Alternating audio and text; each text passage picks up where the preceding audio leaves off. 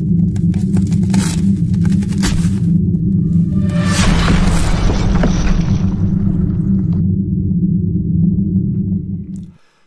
guys, welcome to Fantasy Tip. Max with you for another weekend ads video where I give you guys the best available options under 70% rostered. So without further ado, let's look at weekend number 2's schedule this weekend. We've got 3 games Friday, 13 games Saturday, and 3 games on Sunday. It's also worth noting that there are no team performing both Saturday and Sunday, so the best options for off nights will probably leave quicker than usual. For Friday and Saturday, we only have one team in action. That team is the Carolina Hurricanes. The fact that Martin Necas is only 66% rostered has to be because of the postponed game in Tampa last week. This is a great buy low candidate because he should not be less than 70% rostered with the potential he has. Ghost at number 2, he's already eclipsed Brent Burns for the PP1 spot. And as of Tuesday, KK and Jack are on the second line with our friend Martin Necas. They're both PP2 options. No power play for Jordan Staal, but a decent floor, face-off league gem, hits about twice a game, and still got 30 points last season in a bottom 6 role. William Carrier is a good hitter, plays out every shift. He's probably better in Cats leagues than Points league though. And I've spoken about Jack Drury here before. He's still unknown to most of the hockey world, but I approve of him. Very risky and more for deeper leagues, but fourth line center with PP2. For Friday and Sunday, the off nights, we have the Anaheim Ducks, the Colorado Avalanche, Pittsburgh Penguins, San Jose Sharks, and the Winnipeg Jets. No points through 2 games for Brian Rust, but still top line, top power play alongside Sidney Crosby.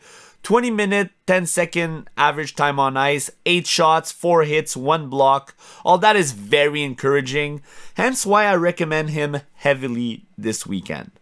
With all the injuries in Colorado, guys like Mittelstadt and Ross Colton have to step up.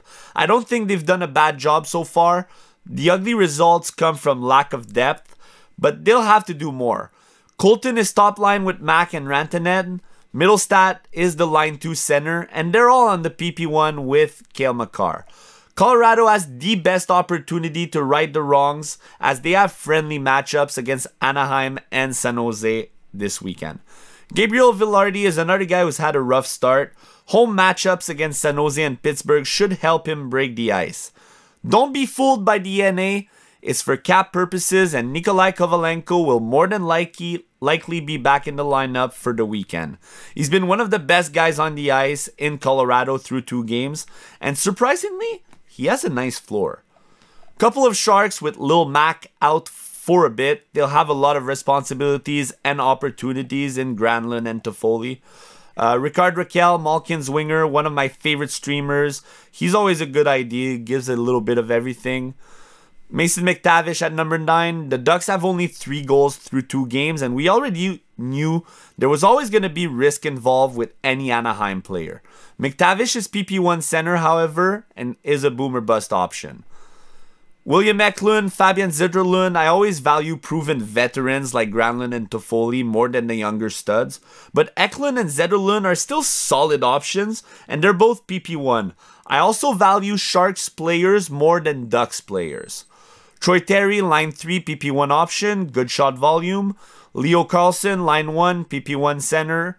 Cutter Gauthier, another line 1, PP1 option in Anaheim. Rookies are always high risk, high reward. Cole Perfetti, line 2, PP2 option. Trevor Zegras plays alongside McTavish and Robbie Fabry, who are good offensive players, of course. And you never know when Zegras can explode. Callum Ritchie, 1 goal, 10 shots, 3 faceoffs, 5 hits, and 2 blocks through 3 games for Ritchie. Not bad. Nice floor for a second-line rookie. Anthony Beauvillier, top line with Crosby, no power play, however. And Adam Lowry, safe floor, faceoffs, hits, shorthanded point potential. Michael Bunting completes the Malkin and Raquel line. He's also a PP2 option. And finally, a couple of Jets depth players who have a PP2 role. Niederreiter, higher ceiling. Nemesnikov, safer floor. Now on to defensemen. We spoke briefly about Ghost earlier. But Gostisbehere is by far the best option for shallow leagues here. PP1 defenseman in a top 10 power play team from last season. Jake Wallman at 12%. Rostered is a bargain. PP1 defenseman, phenomenal shot blocker. Plus minus leagues should still beware, however. Pavel Menchukov already overtook Fowler for PP1 and plays above 23 minutes per game. He's a good option. Neil Pionk, solid PP2D, who gives an abundance of different peripherals. You guys know I love Pionk. He's my number 4. Dmitry Orlov, decent option in Carolina. Cam Fowler, PP2 in Anaheim. Sam Girard, PP2 in Colorado. And a couple of extra options. Mario Ferraro, good hits, great blocks. For deeper leagues, Matt Grilchik, PP2 defenseman in Pittsburgh. And he also had 2 assists in the last game. For the Sunday goalies, I got Justus Anonen at number 1, but he's given up 4 goals on 17 shots so far this season. He will not have a better opportunity than this game to do better if he gets the start. Darcy Kemper, David Riddick. The Ducks are visiting the Kings in Los Angeles, and whoever gets the start will have a mouth-watering matchup. Connor Hellebuck gets 80% plus of the Jets games, so you'll have to monitor this one. But even without LA, I still like the Jets to top Pittsburgh at home, and this would be a good opportunity for Eric Comrie to get some game time. We're getting into dangerous territory here, but you still have to like Tristan Jarry or Blomqvist over Dostal, Vanacek, or Blackwood. Now let's take a look at the category sections. For the shots, we have Granlund at 4.5, Brian Rust, Tyson Forster 4, Ryan Strome, Morgan Frost, Callum Ritchie, Ross Colton, Joel Farabee, Anthony Beauvillier all have 3. For the blocks, we have a lot of Sharks. Jan Ruda at 3.5, Jake Wallman 3.5, Calvin DeHaan 2.5, Dylan DeMello 2.3, Hayden Fleury 2, and another Sharks, Mario Ferraro at number 2. For the hits, we have Ross Colton, Luke Kunin, Dmitry Orlov, Brock McGinn, Mitchell Shaffy. Sorry, I think it's the first time I ever say his name. Nikolai Kovalenko, Noel Acheri, Radko Gudas, and Parker Kelly. For face-off, we have Mikael Granlund, once again, Jordan Stahl, Jesperi Kotkaniemi, Adam Lowry, Jack Drury, Parker Kelly, Ryan Strome, Isaac Lundestrom, and Lars Eller. Alright, before I leave you guys, here's what I did in week 1 of the Content Creators League. Maybe this can help you guys see how I set my moves up. Maybe you can learn some patterns and habits that I have with my moves, and it can help you out somehow. So my last pick of the draft, as some of you know, was Jake Allen because of the back-to-back games in the first weekend.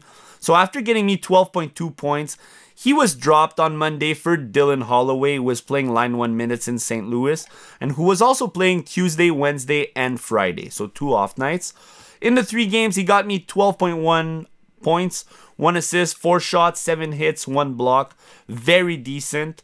During the week, I was cruising to a victory, but I still had to put Barkov on IR. And if you've seen my team, you know I kind of have a weak D. So I took a gamble on Lane Hutson and decided to give him a 2-game trial, one Saturday and the Monday of this week right now. No need to tell you guys, he absolutely crushed it. He got me 11.4 points Saturday only, 2 assists, 1 on the power play, a shot, a block. And he's actually D16 in the Content Creators League so far right now. Then I dropped Holloway on Saturday to go get Anton Lundell, who played the night of. But I got Lundell because he had 3 games in 4 nights this week, Monday, Tuesday, and Thursday. And he's also the handcuff to my Barkov. Needless to say, he got me a 15.6 point performance on Monday night with a 2-goal game. My last move Sunday was dropping Bowen Byram and picking up Casey Mittelstadt, who plays 4 games all on the off nights for this week, Monday, Wednesday, Friday, Sunday. And like I said earlier, he plays PP1 with Mac, Moose, and Makar. All in all, only dropped my last 2 picks of the draft and improved from Allen and Bowen Byram to Casey Mittelstadt and Anton Lundell, who's also double eligible and replacing Barkov on the top line. I'm happy with the team so far, sitting at 1-0, and I'll keep you guys updated during the season. That's it for today, guys. Thank you for watching. If you like the content, click the like button, subscribe to the channel. It's always appreciated. I hope you all improve to 2-0. And if you started 0-1, I hope these options help you out and help you find your way to victory this weekend. Have a good one, guys. Good luck to everybody. Talk to you soon.